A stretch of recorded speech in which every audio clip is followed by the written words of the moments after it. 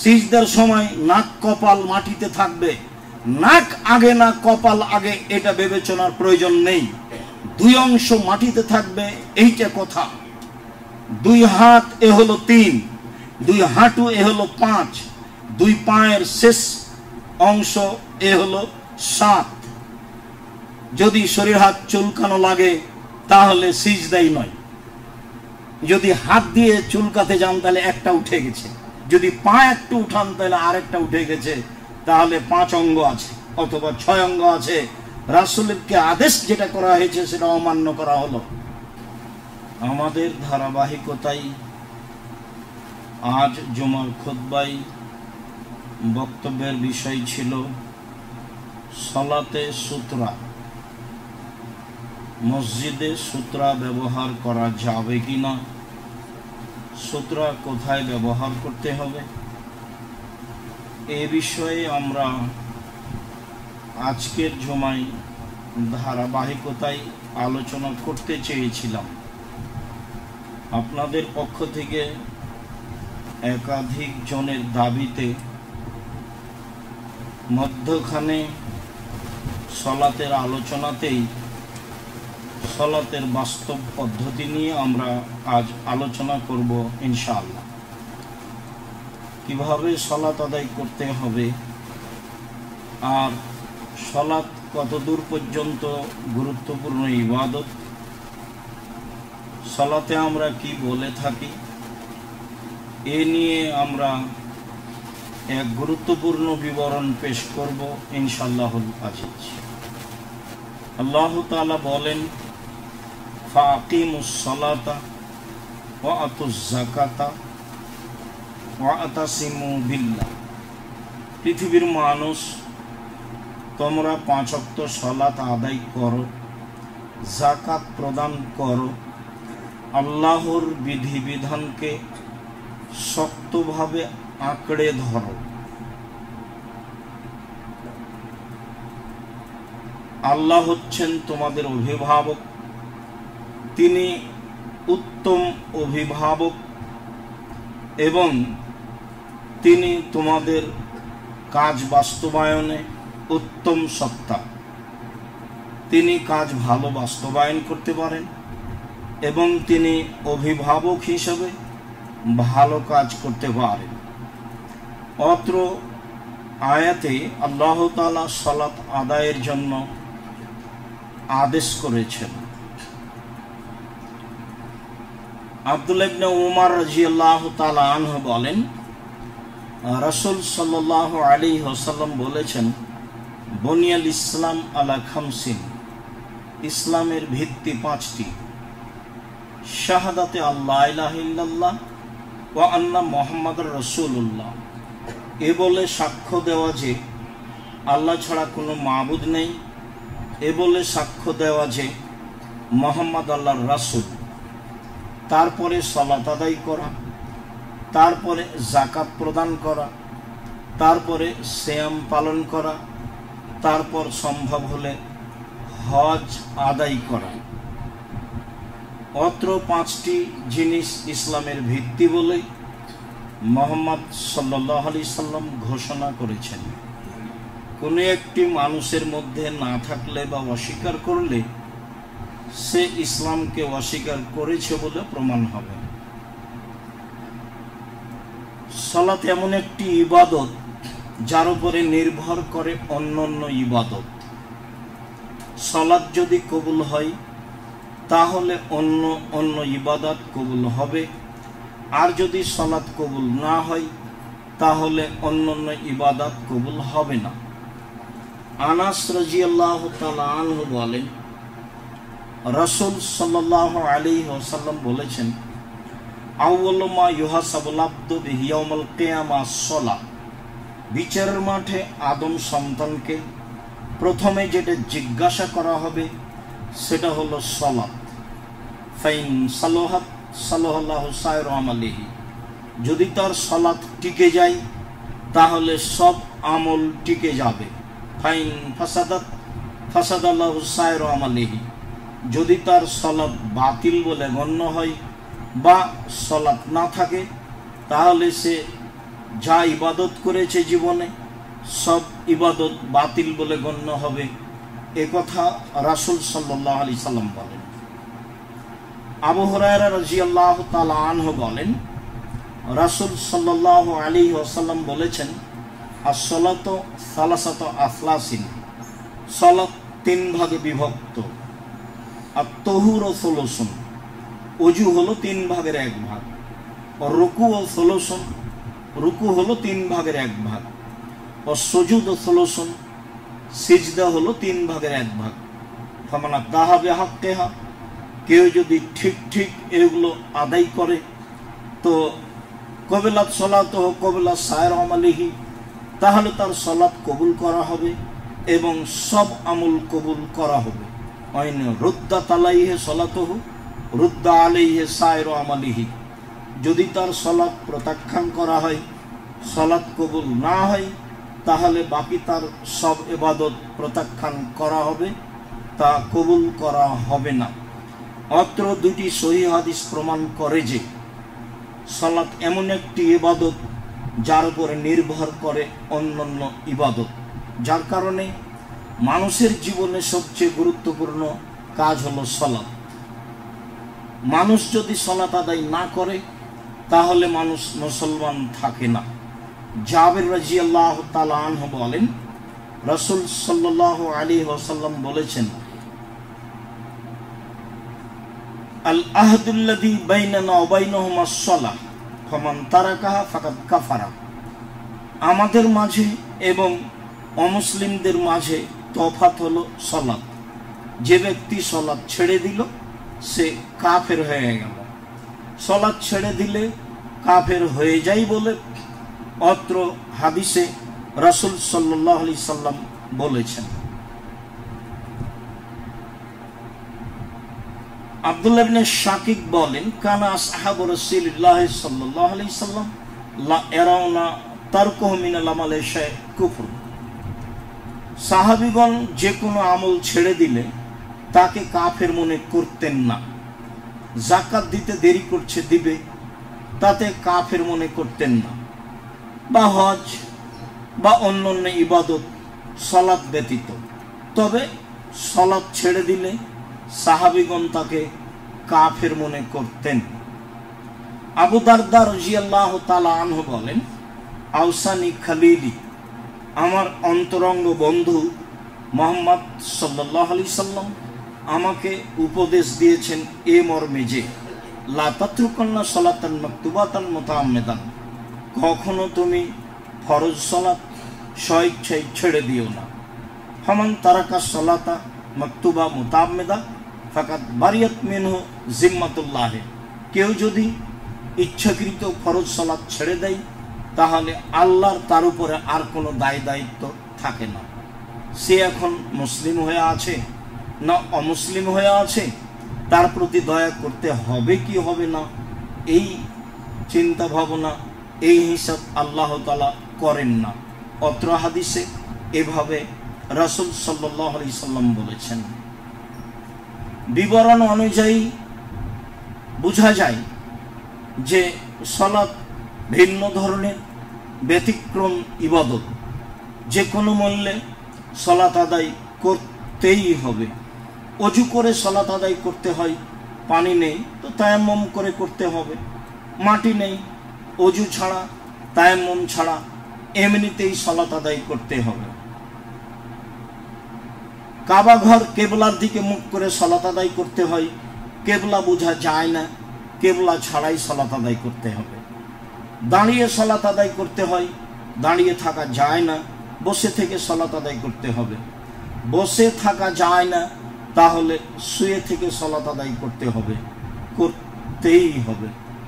পরিষ্কার কাপড় পরে সালাত আদায় করতে হয়, পরিষ্কার কাপড় নেই, যে কাপড়ে পেশাব পায়খানা লেগে আছে সেই কাপড় পরেই সালাত আদায় করতে হবে।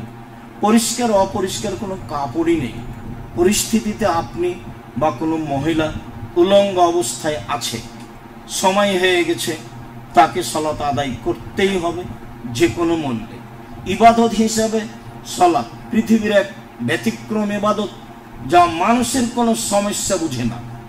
মানুষ মাঠে আছে না ঘাটে আছে, পানি আছে কি নেই, বিপদে আছে কি আপদে আছে, আকাশে আছে কি মাটিতে আছে, সালাত আদায়ের ব্যাপারে বিবেচনা নেই বলে রাসূল সাল্লাল্লাহু আলাইহি সাল্লাম বলেন। অন্যান্য ইবাদতের বিবেচনা আছে। সিয়াম, আমি অসুস্থ, তো ঠিক আছে পরে হবে। হজ এবছর নয়, সামনে বছর, আচ্ছা ঠিক আছে। যাকাত আজ নয়, 2 মাস আগে দেন।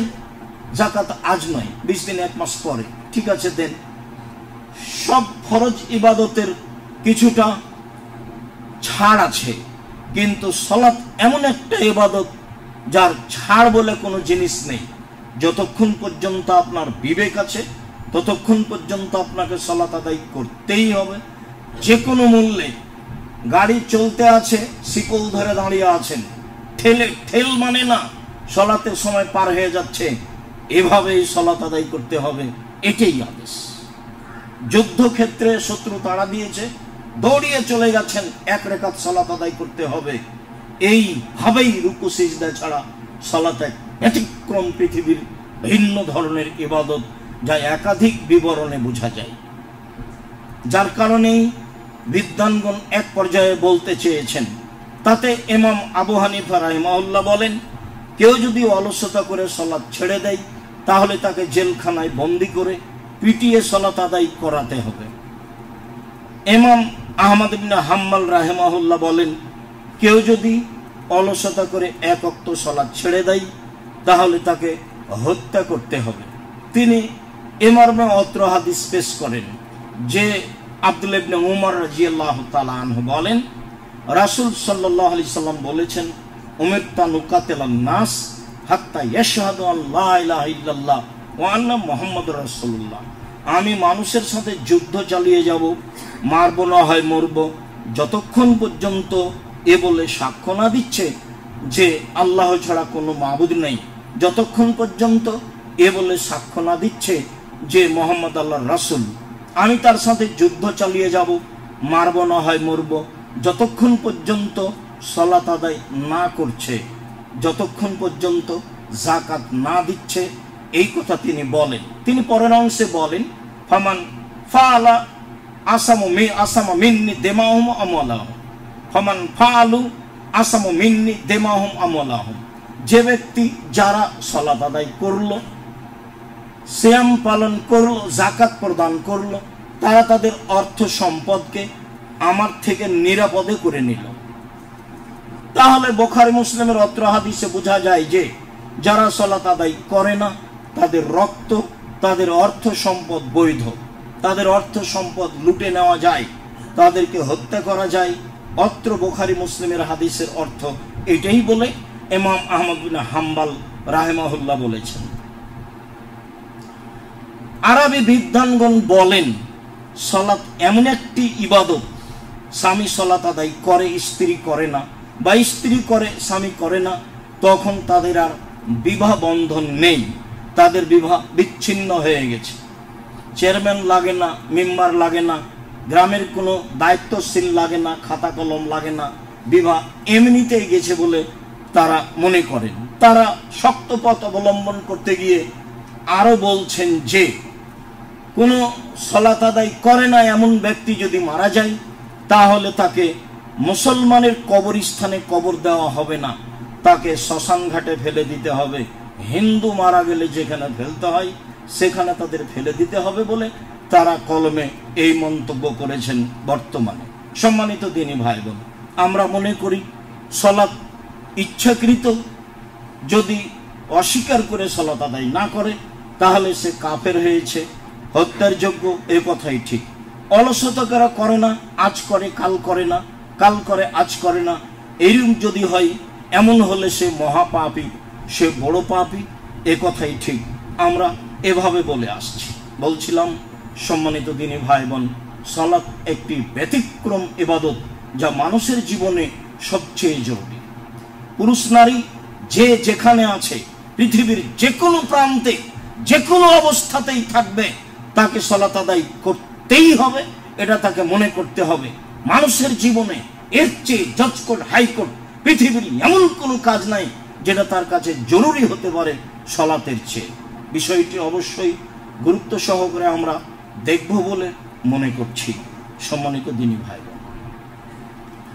সালাত আদায় করতে হবে রাসূল সাল্লাল্লাহু আলাইহি সাল্লামের পদ্ধতিতে, অন্যথায় সালাত কবুল হবে না। যা সূচনাতেই দুইটি হাদিস পেশ করে বলেছি, তার একটি আবারও পেশ করি। আবু হুরায়রা রাদিয়াল্লাহু তাআলা আনহু বলেন, রাসূল সাল্লাল্লাহু আলাইহি সাল্লাম বলেছেন, সালাত তিন ভাগে বিভক্ত। 1 ওযু, 2 রুকু, 3 সিজদা। যদি তিনটার যে কোনো একটা বাতিল হয় তাহলে সালাতের 3 ভাগের 1 ভাগ বাতিল হবে। ধরে নিলাম কথার কথা, এটা হাদিসের কথা নয়, আমরা বোঝার জন্য যে 2 রাকাত সালাতে 300 নেকি পাবো। ওযু ঠিক হয়নি তাহলে 100 কেটে গেছে। যদি রুকু ঠিক না হয়ে থাকে তাহলে আর 100 কেটে গেছে। যদি সিজদা ঠিক না হয়ে থাকে তাহলে সালাত হয়নি, 1 নেকিও পাওয়া যাবে না। এ কথাই ঠিক। রাসূল সাল্লাল্লাহু আলাইহি সাল্লাম মসজিদে বসেছিলেন, একজন সাহাবী প্রবেশ করে সালাম দিয়ে সালাত আদায় করলেন। আল্লাহ নবী বললেন, তুমি সালাত আদায় করো, তুমি করনি। সাহাবী আবার সালাত আদায় করলেন। আল্লাহ রাসূলকে সালাম দিলে তিনি বললেন, তুমি সালাত আদায় করো, তুমি করনি। আবার তিনি সালাত আদায় করে রাসূলকে সালাম দিলে আল্লাহ রাসূল বললেন, তুমি সালাত আদায় করো, তুমি সালাত আদায় করনি। তখন সাহাবী বললেন, আল্লিমনি কাইফা উসাল্লি, তাহলে আপনি শিখিয়ে দেন কিভাবে সালাত আদায় করতে হবে। সম্মানিত দ্বীনি ভাই বোন, হাদিস তো বুখারী মুসলিম, বিবেচনার কি? তিনি কি ভুল করলেন? তার ভুল ছিল রুকু ও সিজদায়। রুকু এবং সিজদায় ভুল থাকলে সালাত হবে না, এ কথাই ঠিক। তিনি কি সালাত আদায় করেননি? অবশ্যই করেছেন। একবার নয়, 2 বার নয়, 3বার সালাত আদায় করেছেন। একবার আল্লাহ রাসূল বললেন না, হ্যাঁ সালাত আদায় করেছো, তবে একটা সুন্দর হয়নি, খুব একটা ভালো হয়নি, এ কথা তো তিনি বললেন না। তিনি বললেন, সালাত আদায় করো, তুমি করনি। সালাত আদায় করো, তুমি করনি। সালাত আদায় করো, তুমি করনি। একবারও বললেন না সালাত আদায় করেছো কিন্তু খুব একটা সুন্দর হয়নি। সম্মানিত দ্বীনি ভাই বোন, আবু হুরায়রা রাদিয়াল্লাহু তাআলা আনহু বলেন, রাসূল সাল্লাল্লাহু আলাইহি ওয়াসাল্লাম বলেছেন, আসওয়াসারে, সবচেয়ে নিকৃষ্ট চোর সালাত চোর। সালাত যে চুরি করে সে হলো সবচেয়ে নিকৃষ্ট খারাপ চোর। টাকা চুরিও চোর, তবে সবচেয়ে খারাপ নয়, ওটা পাপ। অর্থ সম্পদ চুরিও চোর, তবে সবচেয়ে খারাপ চোর নয়, ওটা চুরি। চুরি হিসাবে সবচেয়ে খারাপ চোর যে সালাত চুরি করে। সাহাবীগণ বললেন, কাইফা ইয়াসরিকু মিন সালাতিহি, আল্লাহর নবী, মানুষ কিভাবে সালাত চুরি করতে পারে? সালাত কি চুরি করার জিনিস?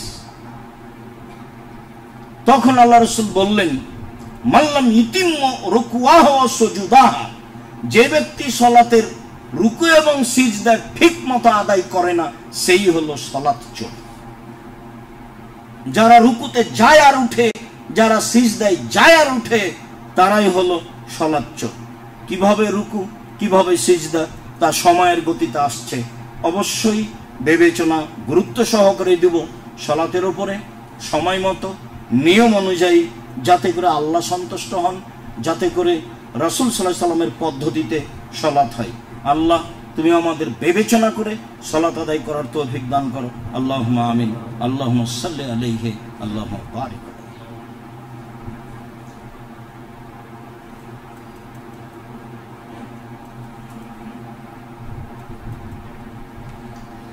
আলহামদুলিল্লাহি ওয়াহদা, ওয়াসসালাতু ওয়াসসালামু আলা মান লা নাবিয়্যা বা'দা। আবু হুরায়রা রাদিয়াল্লাহু তাআলা আনহু বলেন, রাসূল সাল্লাল্লাহু আলাইহি ওয়াসাল্লাম বলেছেন, সাল্লু কামা রাআইতুমুনি উসাল্লি, পৃথিবীর মানুষ তোমরা সালাত আদায় করো যেভাবে আমাকে সালাত আদায় করতে দেখছো। হাদিস বুখারী মুসলিম। তো এখন কি আল্লাহ রাসূল বেঁচে আছেন যে আমরা দেখব, যে দেখি কিভাবে সালাত আদায় করেন? এখন বুদ্ধি। তাহলে আল্লাহ রাসূল বললেন যে আমি চলে গেলাম, 2টা জিনিস রেখে গেলাম। কোরআন আর হাদিস যতদিন তোমরা ধরে থাকবে তবে যাবে না, আর যেদিন তোমরা ছেড়ে দিবা সেদিন তোমরা ভুল পথে যাবা। তাহলে পৃথিবীতে ইবাদতের জন্য সবচেয়ে গুরুত্বপূর্ণ ইবাদত সালাত আমরা জানি বা জানলাম। এই বিষয়ে রাসূলের হাদিসকে প্রাধান্য দিতে হবে, কোরআনের আয়াতকে যেমন প্রাধান্য দিতে হবে, হাদিসকে তেমন প্রাধান্য দিতে হবে। আল্লাহ তাআলা বলেছেন, ইন্নাস সালাতা কানাত আলাল মুমিনিনা কিতাবাম মাওকুতা, নিশ্চয় সালাত মুমিনদের উপরে নির্ধারিত সময়ের উপরে রয়েছে। এখন নির্ধারিত সময় হাদিস দিয়ে বাছাই করতে হবে। এখানে তো আল্লাহ রাসূল বললেন, পৃথিবীর পুরুষ নারী তোমরা সালাত আদায় করো যেভাবে আমাকে সালাত আদায় করতে দেখছো। কি পরামর্শ দিতে পারি এই মুহূর্তে? রাসূল তো বেঁচে নেই। পরামর্শ হচ্ছে, মানুষ সবাই বলে পৃথিবীর ছোট বড়, আরবি অনারবি সবাই বলে পৃথিবীতে সবচেয়ে বিশুদ্ধ গুরুত্বপূর্ণ হাদিস গ্রন্থ হলো বুখারী, তারপরে মুসলিম। তাহলে এই দুটো দেখে সালাত ঠিক করি। আর মানুষ সমাজে আরেকটি বই ছড়িয়ে আছে, সেটা হলো রিয়াজুস সালেহিন। তার প্রায় সব হাদিসই সহিহ।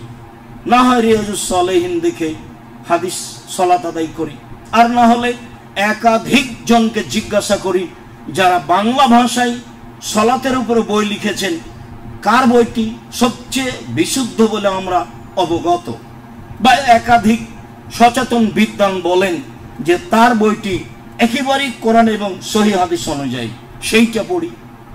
হাজালে আমল দিয়ে সালাত ঠিক করবেন, এটা তো আর হয় না। সেটাই হোক, কিন্তু সেটাই বিশুদ্ধ হতে হবে। রাসূল সাল্লাল্লাহু আলাইহি ওয়াসাল্লাম বললেন, বাল্লিগু আন্নী ওয়ালা আয়া, পৃথিবীর মানুষ আমার একটি কথা জানা থাকলে অন্যকে বলো। ও হাদ্দিসু আন বানি ইসরাঈল ওয়ালা হারাজ, বানি ইসরাঈলের কাহিনী বলো, কোনো দোষ নেই। তিনি বলেন পরের বাক্যে, মান কাযাবা আলাইয়া মুতাআম্মিদান ফালিয়াতাবাওয়া মাকাদাহু মিনান নার, কেউ যদি কোনো কথা আমার নামে বলে, কেউ যদি কোনো কথা আমার নামে লিখে, সেটা যদি আমার না হয় তাহলে তার থাকার জায়গা জাহান্নাম। জুব্বা যত বড় হোক, আল খাল্লা যত বড় হোক, পাগড়ি যত বড় হোক, তার বিদ্যা দিয়ে, তার পাগড়ি দিয়ে সে বিচারের মাঠকে ঠেকাতে পারবে না।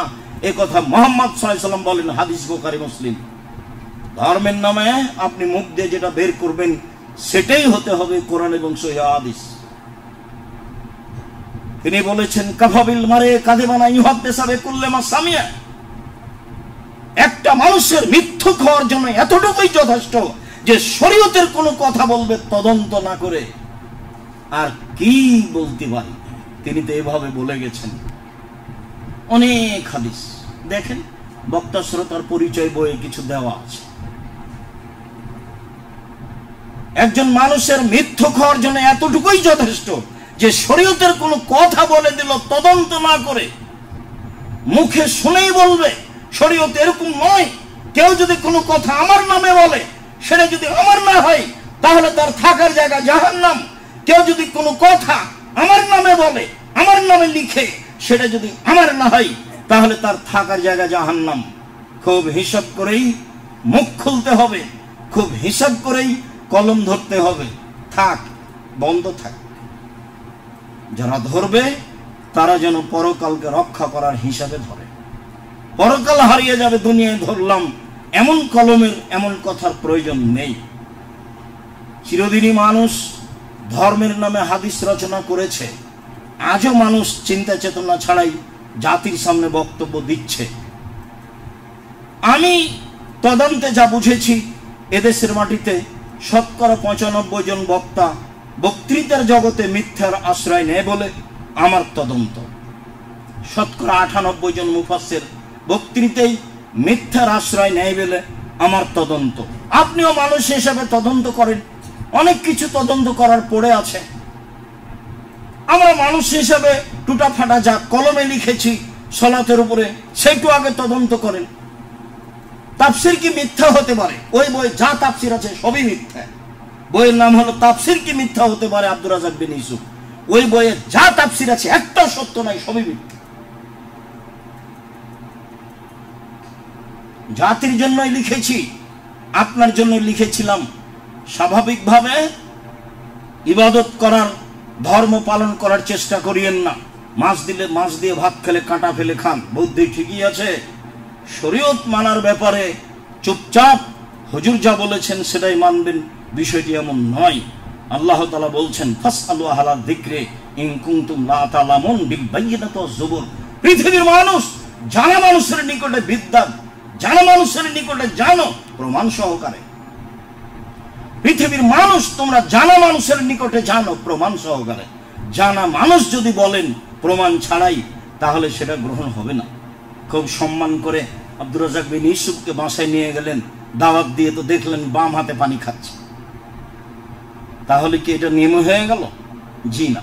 কিভাবে সালাত আদায় করতে হবে বাস্তবাসী, লম্বা কথার এখানে সুযোগ নেই। পেশাব পায়খানার প্রয়োজন থাকলে কি করতে হবে তা বাস্তব বলেছি, নতুন কথা নয়।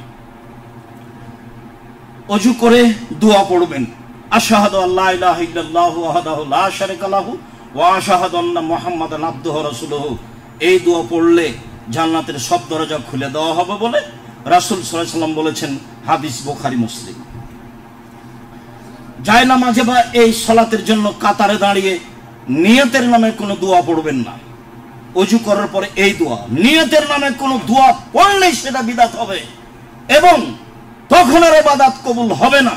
আল্লাহ রাসূল বলেছেন, মান আওয়া মুহদাসান লা ইকবাল আনহু আদলুন সারফ। যারা বিদআতকে আশ্রয় দেয় তার নফল ইবাদত কবুল হবে না, তার ফরজ ইবাদত কবুল হবে না। কিয়ামত পর্যন্ত আপনি জায়নামাজে দাঁড়িয়ে নিয়তের নামে কোনো দোয়া পড়তে হবে, এটা আপনি প্রমাণ করতে পারবেন না। মাযহাবী বইগুলোতে লেখা আছে নিয়ত হচ্ছে অন্তরের পরিকল্পনা, ইরাদাতুল কলব। আমি কি ইবাদত করতে যাচ্ছি যেটা ভাবছি সেটার নাম নিয়ত। আবার আপনাকে নতুন ভাবে নিয়ত করতে হবে, জোহরের একটা, আসরের একটা, মাগরিবের একটা, ফজরের একটা, এশার একটা, সিয়ামের জন্য একটা। কত নিয়তের দোয়া, হিসাব নাই, ভুল হিসাব। এখান থেকে ফিরে আসতে হবে, পৃথিবীর প্রত্যেকটা মানুষকে ফিরে আসতে হবে, আসতেই হবে। ওযু করে দোয়া পড়ে কিবলামুখী হয়ে দুই পায়ের মাঝে ফাঁকা রাখতে হবে, শরীরের ভারসাম্য বজায় রেখে যা রাখা লাগে। দুই পায়ের গোড়ালি জমা করতে হবে। মহিলাদেরকে এ কথা মিথ্যা। হাজারো মহিলা বৈঠকে বলা হয়, বুবু যখন আপনি নামাজে দাঁড়াবেন তখন দুই পায়ের গোড়ালিকে জমা করে রাখবেন। কেন? দুই পায়ের গোড়ালি যদি ফাঁকা রাখেন, লজ্জা স্থানের যোগাযোগ বুবু মাটির সাথে হবে, মাটি অভিশাপ করবে। বুবুর এই কথা মিথ্যা, একেবারেই মিথ্যা। যদিও বলেন বুবু, এই কথা বুখারীতে আছে। দুই পায়ের মাঝে ফাঁকা থাকবে, শরীরের ভারসাম্য বজায় রাখতে যতটুকু ফাঁকা লাগে। দুই পায়ের মাঝে ফাঁকা রেখে কোনো শব্দ ছাড়াই আল্লাহু আকবার, কাঁধ সামনাসামনি অথবা কানের লতি সামনাসামনি হাত উঠিয়ে। একাধিক হাদিস। আল্লাহু আকবারের পূর্বে বিসমিল্লাহ চলে না। আল্লাহু আকবার এত পাওয়ারফুল শব্দ। আল্লাহু আকবার, আল্লাহর চেয়ে কোনো কিছু বড় নেই। আরশের চেয়ে আল্লাহ বড়। আরশ হচ্ছেন 7 আকাশ 7 জমিনের চেয়ে বড়। আল্লাহ হচ্ছেন সবকিছুর চেয়ে বড়। আল্লাহু আকবার, এই কথা বলে আপনি সালাত শুরু করবেন। আল্লাহু আকবার ছাড়া অন্য কোনো কথা দিয়ে চলে না। কাঁধ সামনাসামনি হাত উঠবে অথবা কানের লতি সামনাসামনি। একাধিক সহিহ হাদিস। ডান হাতের কবজি বাম হাতের কবজির উপর রেখে, যারা আমরা দেখতে পাচ্ছি তারা দেখতে পাচ্ছি, যারা দেখতে পায় না তারা যেন অবশ্যই কান লাগিয়ে খেয়াল করি। সময়ের গতিতে আমরা যারা জানতে পারবো আরো ভালো দেখে নেব। যারা আমাদের সামনে অনলাইনে পৃথিবীর বিভিন্ন প্রান্ত থেকে আছেন, তারা আপনারা 5 জনকে বলবেন। সময়ের গতিতে যন্ত্রের মাধ্যমে যারা জানতে পারবেন তারা আরো দিনী ভাই বোন 5 জনকে বলার চেষ্টা করবেন। এটাই সালাতের বাস্তব নীতি। ডান হাতের কবজি বাম হাতের কবজির উপরে রেখে বুকের উপরে রাখবেন 4টি সহিহ হাদিস, 5টি সহিহ হাদিস। নাভির নিচে রাখবেন 3টি সহিহ হাদিস। আমল করার বিষয়টি আপনার। বুকের উপরে হাত বেঁধে আপনি বলবেন, দুই পায়ের মাঝে ফাঁকা আছে, পুরুষ নারী একই হুকুম। সাল্লু কামা রাআইতুমুনি উসাল্লি। পৃথিবীর মানুষ তোমরা সালাত আদায় করো, পুরুষ নারী যেভাবে আমাকে সালাত আদায় করতে দেখছো। তিনি এই কথা বলার পরে আয়েশাকে ভিন্নভাবে সালাতের কথা বলেননি। তিনি এই কথা বলার পরে হাফসা রাদিয়াল্লাহু তাআলা আনহাকে ভিন্নভাবে সালাতের কথা বলেননি। তিনি সারা পৃথিবীর মানুষকে এইভাবে বলেছেন, আমাকে যেভাবে সালাত আদায় করতে দেখছো তোমরা সেভাবেই সালাত আদায় করো। তারপরে বলবেন সানা, প্রশংসা। আল্লাহুম্মা বাঈদ বাইনি ওয়া বাইনা খাতায়ায়া কামা বা'আদতা বাইনাল মাশরিকি ওয়াল মাগরিব। হে আল্লাহ, আমার পাপকে অত দূরে করে দাও আমার থেকে, পূর্ব পশ্চিমকে তুমি একটা থেকে আরেকটাকে যত দূরে রেখেছো। আমি তো আর জানি না পূর্ব থেকে পশ্চিম কত দূরে, তো তোমাকে বলছি পাপকে আমার থেকে দূরে করে দাও, পূর্ব পশ্চিমের মধ্যে যত ব্যবধান, তুমি যেটা বুঝো সেটাই। আল্লাহুম্মা নাক্কিনি মিনাল খাতায়া কামা ইয়ানাক্কা সাবুল আবিজু মিনাদ দানাস। হে আল্লাহ, তুমি আমার পাপকে ধুয়ে দাও যেমন ভাবে সাদা কাপড়কে ময়লা থেকে ধুয়ে পরিষ্কার করা হয়। আল্লাহুম্মা আগসিল খাতায়ায়া বিল মা'i ওয়াস সালজি ওয়াল বারাদে। হে আল্লাহ, তুমি আমার পাপকে ধুয়ে দাও পানি দিয়ে, বরফ দিয়ে, তুষার দিয়ে, শিশির দিয়ে তুমি আমার পাপকে ধুয়ে পরিষ্কার করে দাও, ঝকঝকে করে দাও আমাকে। এটা হলো সানা। আল্লাহু আকবার বলার পরে এটাই গ্রহণ করবেন সবাই, এটাই গুরুত্বপূর্ণ। আবু হুরায়রা রাদিয়াল্লাহু তাআলা আনহু বলেন, আল্লাহর নবী আল্লাহু আকবার বলার পরে কেরাত আরম্ভ করার মাঝে আপনি চুপ থাকেন, কি বলেন? তখন আল্লাহ রাসূল বললেন, আমি এটা বলি, আউযু বিল্লাহি মিনাশ শাইতানির রাজিম, মারদুদ বিতাড়িত শয়তান থেকে পরিত্রাণ চাচ্ছি, বিসমিল্লাহির রহমানির রহিম, পরম দাতা দয়ালু নামে আরম্ভ করছি। এই যে একবার আউযু বিল্লাহ হলো, আর কোথাও লাগবে না। এখন শুরুর প্রথমে হলে বিসমিল্লাহ, আর না হলে এটার পরে যেটা শুরু করবেন সেটাই। আলহামদুলিল্লাহি রাব্বিল আলামিন, বিশ্বজগতের প্রতিপালকের প্রশংসা। আর রহমানির রহিম, তিনি হচ্ছেন পরম দাতা দয়ালু। মালিক ইয়াউমিদ্দিন, তিনি হচ্ছেন বিচার দিনের মালিক। ইয়াকা না'বুদু, একমাত্র তোমার ইবাদত করি। ওয়া ইয়াকা নাস্তাইন, একমাত্র তোমার নিকটে সাহায্য চাই।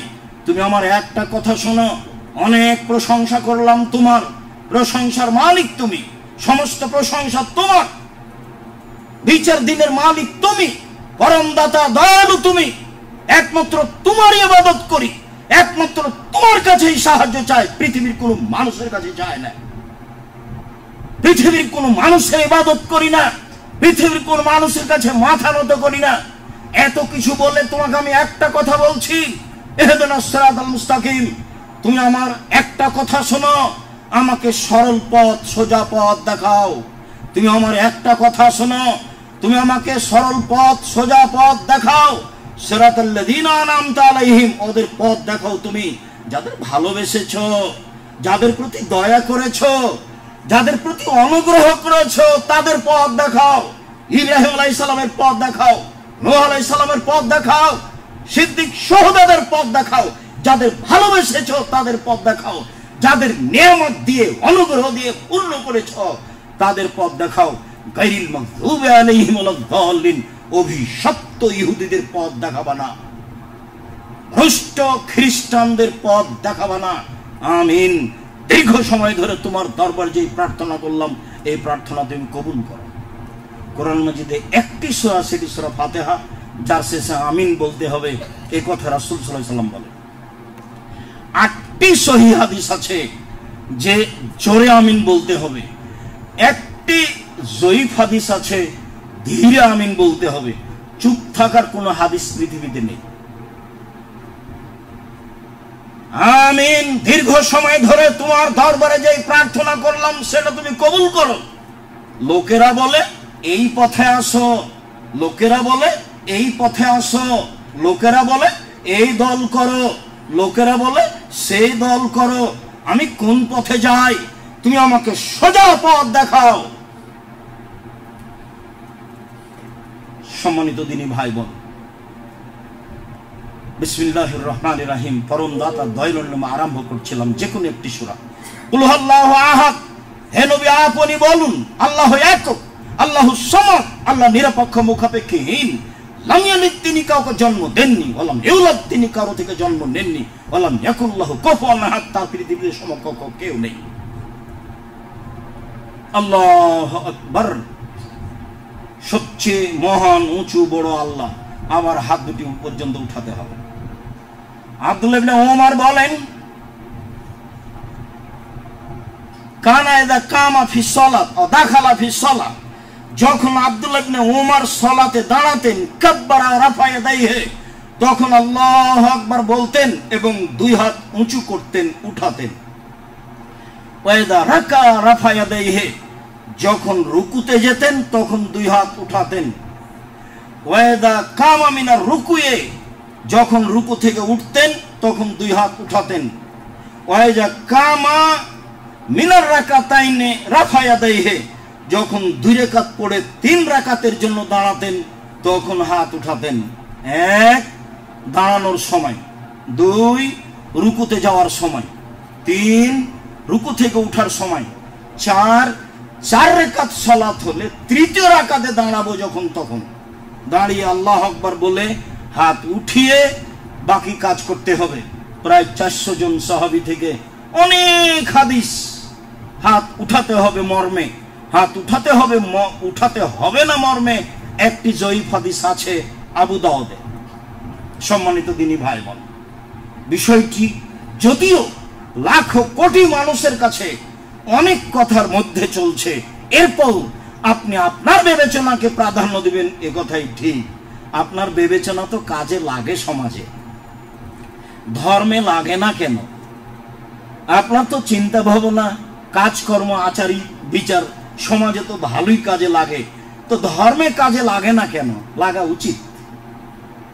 সম্মানিত দিনী ভাই বোন, এইবার আপনি যাচ্ছেন রুকুতে, হাত ওই পর্যন্ত উঠাবেন, কাঁধ সামনাসামনি। রুকুতে যাওয়ার পূর্বে কয়েকটি কথা। রুকুতে গেলে মাথা উঁচুও থাকবে না, মাথা নিচুও থাকবে না, পিঠের লম্বা হাড় একবারে সোজা হয়ে থাকবে, আর হাত দুটি দিয়ে হাঁটুকে চেপে ধরবেন। কোমর থেকে সামনের ওজন 2 হাতের উপরে থাকবে। মাথা উঁচুও হবে না, মাথা নিচুও হবে না, পিঠের লম্বা হাড় একবারে সোজা হয়ে থাকবে। একাধিক সহিহ হাদিস। হাত এইভাবে বাঁকা হবে না।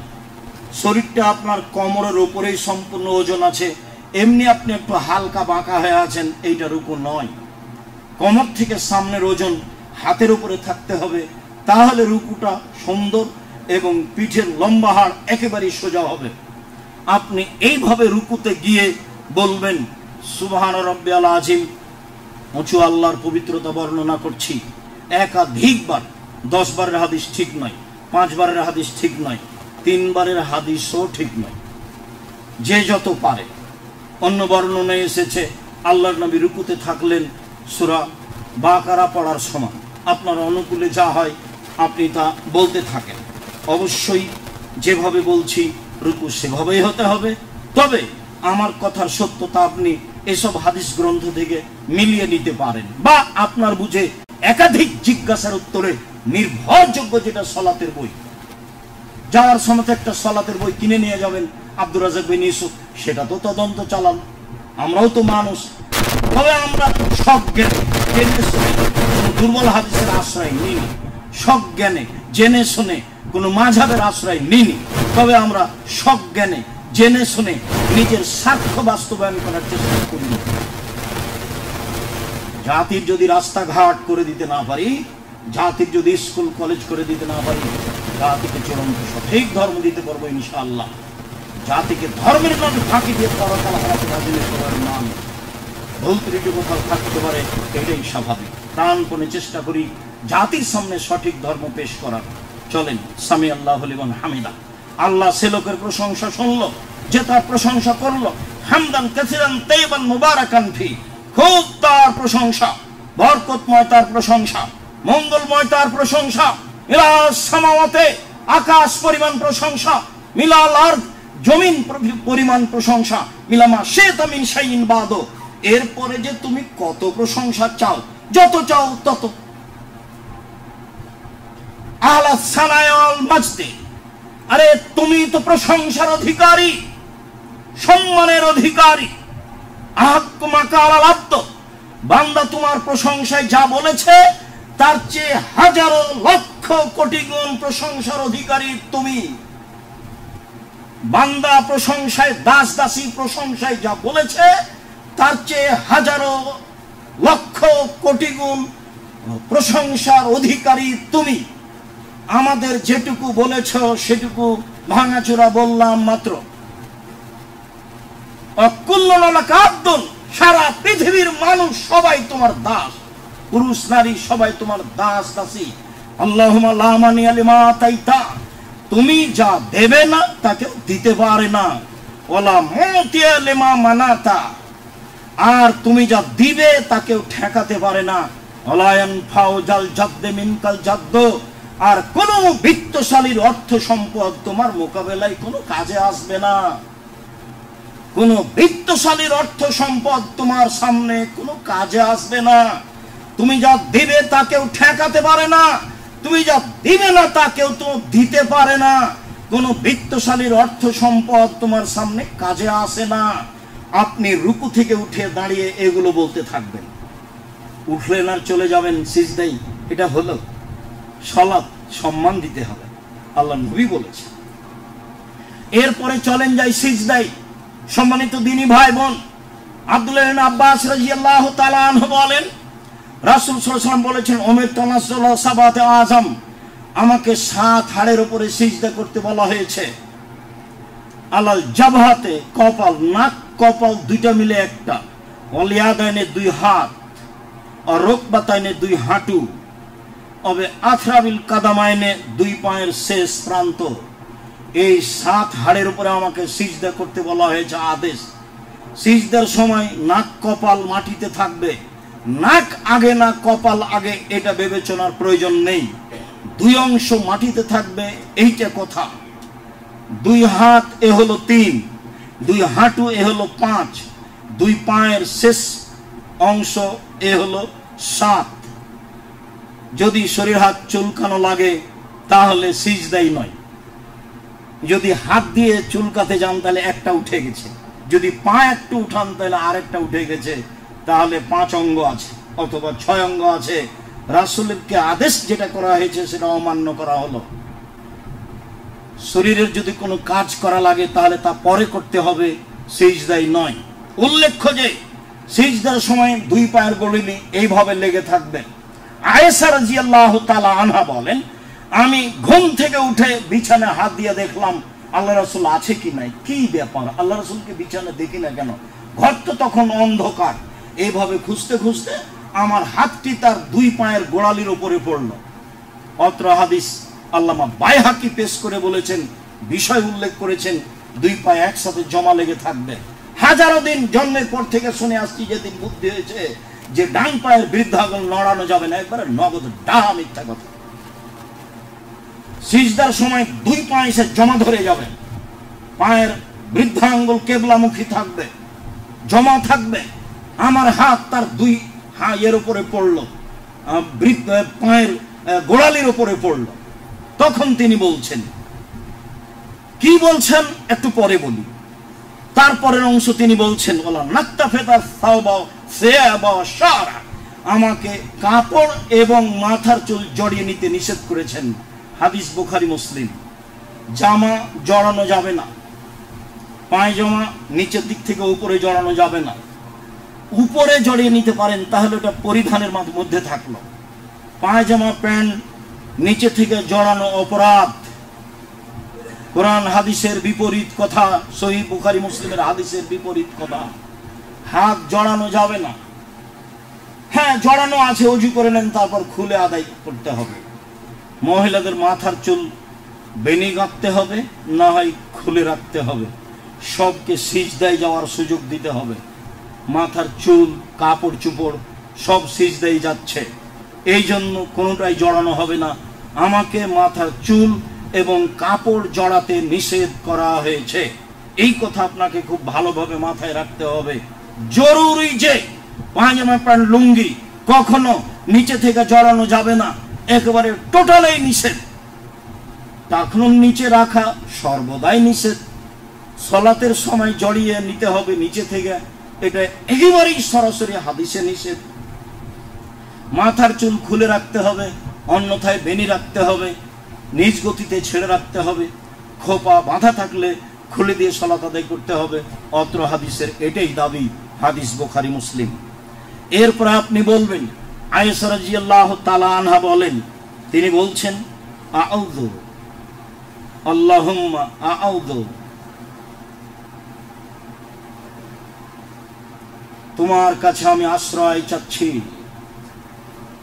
আউযু বিরাজাকা মিন সাখাতিকা, তোমার সন্তুষ্টির মাধ্যমে অসন্তুষ্টি হতে পরিত্রাণ চাচ্ছি, অবে মুআফাতিকা মিন উকুবাতিকা, তোমার ক্ষমার মাধ্যমে তোমার শাস্তি থেকে বাঁচতে চাচ্ছি, ও আউযুবিকা মিনকা, তোমার মাধ্যমে তোমার নিকটে অন্যায় অবিচার হতে বাঁচতে চাচ্ছি, অশ্লীলতা হতে বাঁচতে চাচ্ছি। লা উহসি সানান আলাইকা আনতা কামা আসনাইতা আলা নাফসিক, তোমার প্রশংসা গুণে শেষ করতে পারবো না, তুমি নিজের জন্য যেটা প্রশংসা করেছ সেটাই।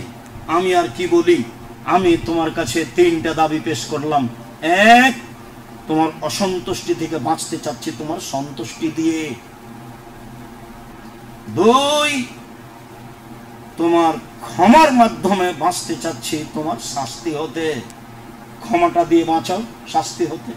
তিন, তোমার মাধ্যমে তোমার থেকেই আমি আশ্রয় চাচ্ছি যে কোনো অন্যায় অবিচার হতে। প্রশংসা তোমার, তুমি যেভাবে করেছো গুণে শেষ করতে পারবো না। আয়েশা রাদিয়াল্লাহু তাআলা আনহা বলেন, কানান নবী সাল্লাল্লাহু আলাইহি ওয়াসাল্লাম ইয়াকসুরা ইয়াকুলা ফি রুকুই ওয়া সুজুদাই।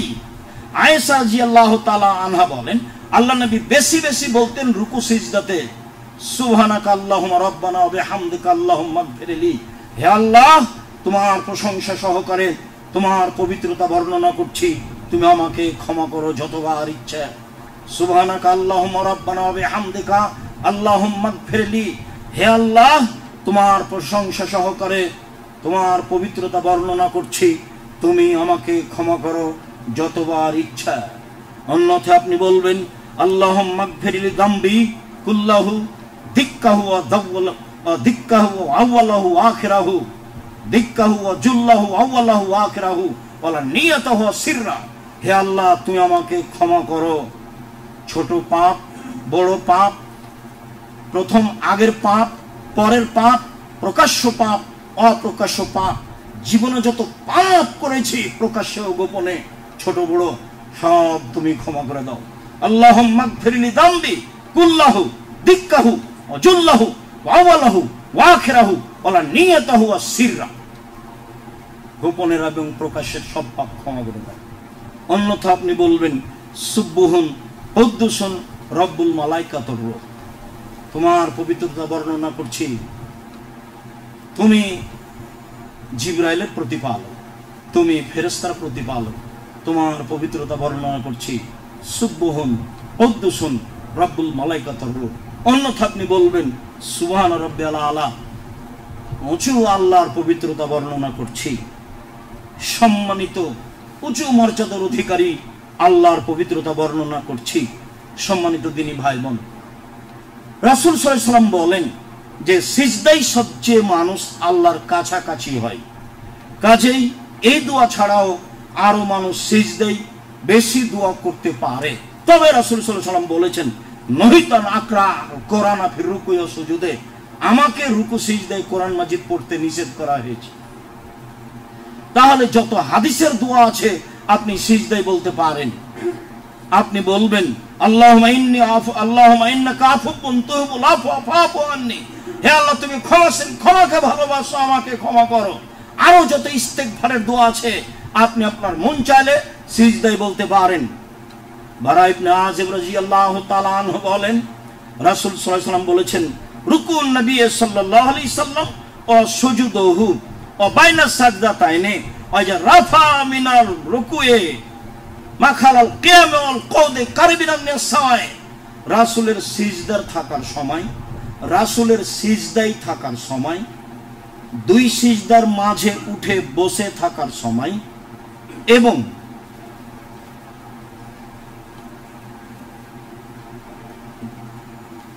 কিয়াম অবস্থায় যে তাসবিহ তাহলিল করে, অনেক দোয়া পড়ে, এই দুটো সময় ব্যতীত সব সমান সমান।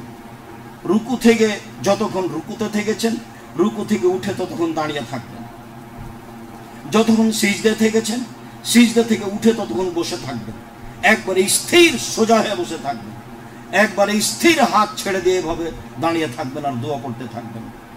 রুকু থেকে উঠে বুকে হাত বাঁধতে হবে না। আলবানী রাহিমাহুল্লাহ পৃথিবীর শ্রেষ্ঠ মুহাদ্দিস, তিনি এটাকে না করেছেন। যদিও কিছু ভাই এভাবে করছেন, আমরা তার পিছনে কোনো হাদিস পেশ করতে পারিনি।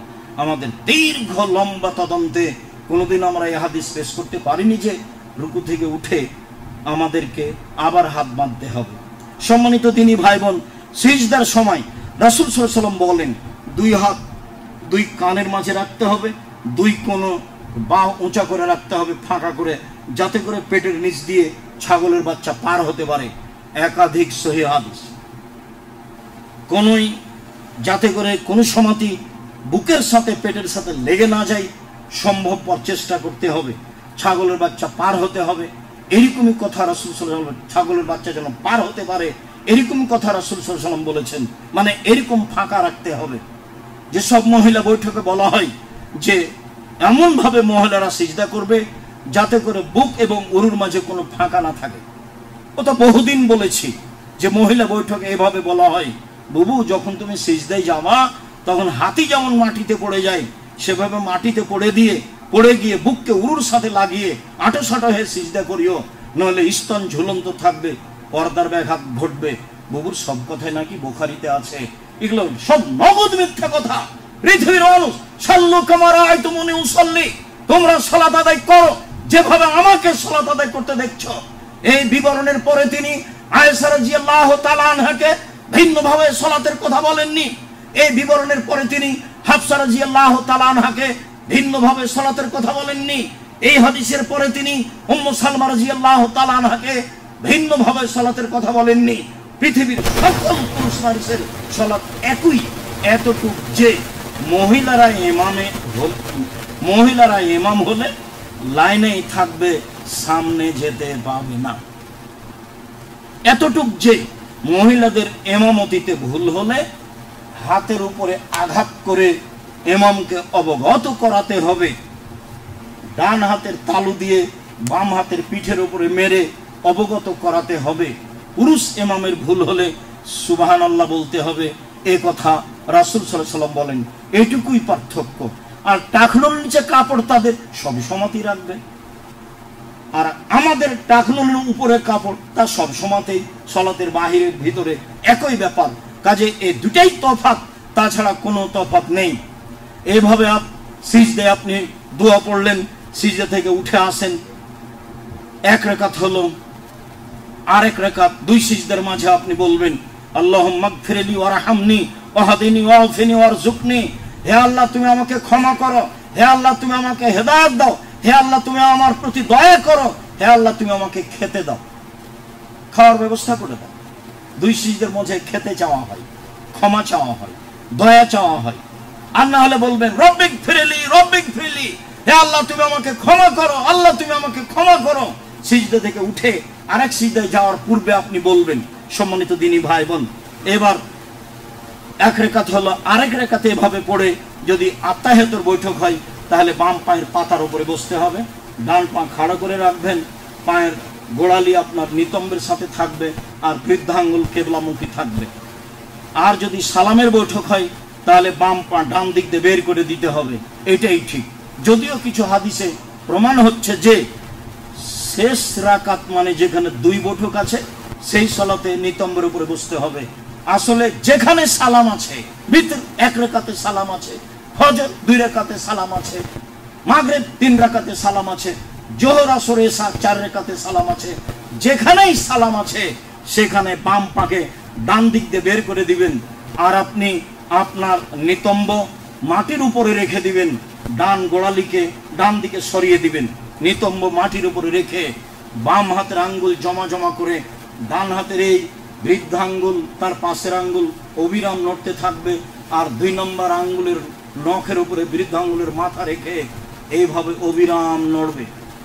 ইল্লাল্লাহ, আশহাদু আল্লা ইলাহা ইল্লাল্লাহর সমত আঙ্গুল উঠাতে হবে। এর প্রমাণে পৃথিবীতে সহি হাদিস নেই, জাল হাদিস নেই, জয়ীফ হাদিস নেই, ভুয়া হাদিসও নেই, এমনিতেই চলছে। অনেক অংশে জাল জয়ীফ হাদিস আছে, কিন্তু ইল্লাল্লাহর সমাতে একবার উঠাতে হবে, এর প্রমাণে ভুয়া হাদিসও নেই। অবিরাম নড়বে, শয়তানকে আঘাত করতে হবে। পুরুষ নারী একই হুকুম, স্বাভাবিক গতিতে। আত্তাহিয়াতু লিল্লাহি ওয়াস সালাওয়াতু ওয়াত তাইয়্যিবাতু, সমস্ত ইবাদত আল্লাহর জন্য। আসসালামু আলাইকা আইয়ুহান নবী ওয়া রাহমাতুল্লাহি ওয়া বারাকাতুহু, হে নবী আপনার উপরে শান্তি অবতীর্ণ হোক, রহমত বরকত হোক। আসসালামু আলাইনা ওয়া আলা ইবাদিল্লাহিস সালিহিন, শান্তি আমাদের উপরে হোক, ভালো মানুষের উপরে হোক। আশহাদু আল্লা ইলাহা ইল্লাল্লাহ, আমি সাক্ষ্য দিচ্ছি আল্লাহ ছাড়া কোনো মাবুদ নেই। ওয়া আশহাদু আন্না মুহাম্মাদান আবদুহু ওয়া রাসূলুহু, আরো সাক্ষ্য দিচ্ছি মুহাম্মদ আল্লাহর বান্দা এবং তার দাস, আল্লাহর রাসূল এবং তার দাস। আল্লাহুম্মা সাল্লি আলা মুহাম্মাদিন ওয়া আলা আলি মুহাম্মাদ কামা সাল্লাইতা আলা ইব্রাহিম ওয়া আলা আলি ইব্রাহিম ইন্নাকা হামিদুম মাজিদ। হে আল্লাহ, তুমি আল্লাহুম্মা সাল্লি আলা মুহাম্মাদিন ওয়া আলা আলি মুহাম্মাদ, মুহাম্মদ এবং তার আহল পরিবারের উপরে শান্তি অবতীর্ণ করো, যেমন ভাবে তুমি ইব্রাহিম আলাইহিস সালাম ও তার আহল পরিবারের উপরে শান্তি অবতীর্ণ করেছো। তুমি প্রশংসনীয়, তুমি জ্ঞানী। আল্লাহুম্মা বারিক আলা মুহাম্মাদিন ওয়া আলা আলি মুহাম্মাদ কামা বারাকতা আলা ইব্রাহিম ওয়া আলা আলি ইব্রাহিম ইন্নাকা হামিদুম মাজিদ। হে আল্লাহ, তুমি মুহাম্মদ সাল্লাল্লাহু আলাইহি ওয়াসাল্লাম এবং তার আহল পরিবারের উপরে বরকত অবতীর্ণ করো, যেমন ভাবে ইব্রাহিম আলাইহিস সালাম ও তার আহল পরিবারের প্রতি বরকত অবতীর্ণ করেছো। তুমি প্রশংসনীয়, তুমি জ্ঞানী। আল্লাহুম্মা ইন্নী যালামতু নাফসি যুলমান কাসীরা, হে আল্লাহ, জীবনে খুব পাপ করেছি, ফাগফিরলি, তুমি আমাকে ক্ষমা করো। মাগফিরাতাম মিন ইনদিক, ক্ষমা তোমার পক্ষ থেকে হয়ে থাকে। ওয়ারহামনি ইন্নাকা আনতাল গাফুর রহিম, তুমি ক্ষমাশীল, তুমি দয়াশীল, তুমি ক্ষমা না করলে কে ক্ষমা করবে। আল্লাহুম্মা ইন্নী আউযু বিকা মিন আযাবি জাহান্নাম, হে আল্লাহ, তোমার কাছে জাহান্নামের শাস্তি থেকে বাঁচতে চাচ্ছি। আউযু বিকা মিন আযাবিল কবর, তোমার কাছে কবরের শাস্তি থেকে বাঁচতে চাচ্ছি। আউযু বিকা মিন ফিতনাতিল মাসীহিদ দাজ্জাল, তোমার কাছে দাজ্জালের বিপদ থেকে বাঁচতে চাচ্ছি। আউযু বিকা মিনাল মাসামি ওয়াল মাগরাম, আউযু বিকা মিন মাহিয়াতিল মা ওয়াল মামাত, আউযু বিকা মিন মাহিয়াতিল মামাত, আউযু বিকা মিন ফিতনাতিল মাহি ওয়াল মামাত, তোমার কাছে বাঁচতে চাচ্ছি ইহকালের ফিতনা হতে, তোমার কাছে বাঁচতে চাচ্ছি পরকালের ফিতনা হতে। আল্লাহুম্মা আউযু বিকা মিনাল মাসামি ওয়াল মাগরাম, তোমার কাছে বাঁচতে চাচ্ছি বড় পাপ হতে, তোমার কাছে বাঁচতে চাচ্ছি ঋণ কর্জ হতে, তোমার কাছে বাঁচতে চাচ্ছি বড় পাপ হতে, তোমার কাছে বাঁচতে চাচ্ছি ঋণ কর্জ হতে। সালাতের শেষে তোমার কাছে দাবি জানাচ্ছি, তুমি আশ্রয় দাও, তোমার কাছে চাচ্ছি আশ্রয় বড় পাপ হতে, তোমার কাছে আশ্রয় চাচ্ছি ঋণ কর্জ হতে। তুমি আজিজ, তুমি পরাক্রমশালী, তোমাকে বিশ্বাস করি, তোমাকে চিনি, যে দাবি জানাচ্ছি সেটা তুমি কবুল করো। সম্মানিত দিনী ভাই বোন, আমার একটা পরামর্শ থাকছে, এরপরে অনেক দোয়া আপনি বলবেন, এটা আমার পরামর্শ। শেষে আপনি বলবেন রাব্বিরহামহুমা কামা রাব্বায়ানি সাগীরা। বহুদিন থেকে আপনাকে বলে আসছি, ভুলে কোনো ফল ভালো নেই। আর না হলে সকাল সন্ধ্যা তাসবিতে নিয়ে আসবেন এই আসসালামু আলাইকুম ওয়া রাহমাতুল্লাহ, আসসালামু আলাইকুম ওয়া রাহমাতুল্লাহ। এরপরে যা হবে তা জিকির। সম্মানিত দিনী ভাই বোন, জিকিরগুলি বই পুস্তকে দেখে নেব। আপাতত আজকের মতো সালাত কিভাবে আদায় করতে হবে তার বাস্তবতা আপনাদের সামনে পেশ করছিলাম। কোনো জায়গায় ছুটে গেছে বলে যদি অস্পষ্ট হয়ে থাকে, তাহলে পরবর্তীতে বললে আমরা সেভাবে বাকিটুকু বলার চেষ্টা করব ইনশাআল্লাহ। সম্মানিত দিনী ভাই বোন, অবশ্যই সালাতের পরে 2-1 মিনিট বসবেন। আজকে সুন্নাতের পরে বা সুন্নাতের আগেই সালাম ফিরেই দাঁড়াবেন না। আর যেটুকু সব সময় বলি, এখানে আপনাদেরকে সবাইকে আসতে বলি, ভাই বোন সহ, আত্মীয় স্বজন সহ, এই জন্য যে ধর্মের ব্যাপারে আপনার কিছু না কিছু আমি উপকার করবই করব এবং চূড়ান্ত সঠিক করার চেষ্টা করবো ইনশাআল্লাহ। আর যেটুকু আপনার উপরে দাবি থাকে, অবশ্যই আপনি জামিয়া সালাফের বিষয়টি ভুলে আসবেন না। বিশ্বাস করেন, জামিয়া সালাফে 500-র অধিক এতিম অসহায় ছেলে আছে, যাদেরকে আল্লাহ আপনাদের অর্থ সম্পদের উপরে রেখে দিয়েছে। 500-র অধিক এতিম অসহায় ছেলে মেয়ে আছে, প্রায় 5,000-এর অধিক ছেলে মেয়ে পড়াশোনা করে। আরো কত কাজ আছে, সেগুলো চলে। কাজেই কখনো সংকীর্ণতা দেখাবেন না। আর ইয়াদুল উলিয়া খায়রুম মিন ইয়াদিস সুফলা, দেওয়া হাত ভালো নেওয়া হাতের চেয়ে ভালো। মানে সবকিছু দিয়ে ভালো, জমি জায়গায় ভালো, অর্থ সম্পদে ভালো, ছেলে মেয়ের বিদ্যা বুদ্ধিতে ভালো, পরহেজগারিতায় ভালো, তাকওয়াতে ভালো, অসুখ বিসুখে ভালো। দান সব কিছুর উপকার করতে পারে। সবচেয়ে শক্তিশালী ইবাদত হলো দান। আল্লাহ রাসূল বলছেন, বাপকে চিকিৎসা করতে নিয়ে যাচ্ছ, অসুস্থ ব্যক্তিকে চিকিৎসা করতে নিয়ে যাচ্ছ, আগে দান করে দাও, দিয়ে নিয়ে যাও। দান দিয়ে চিকিৎসা শুরু করিও। সম্মানিত দিনী ভাই বোন, অবশ্যই যা বললাম তা সম্ভবপর আমল করার চেষ্টা করবেন। আমি আপনাদের দিনী ভাই, সহযোগিতা করার চেষ্টা করি। আল্লাহ আমাদের যারা মারা গেছে, তুমি তাদের কবরের শাস্তি মাফ করো।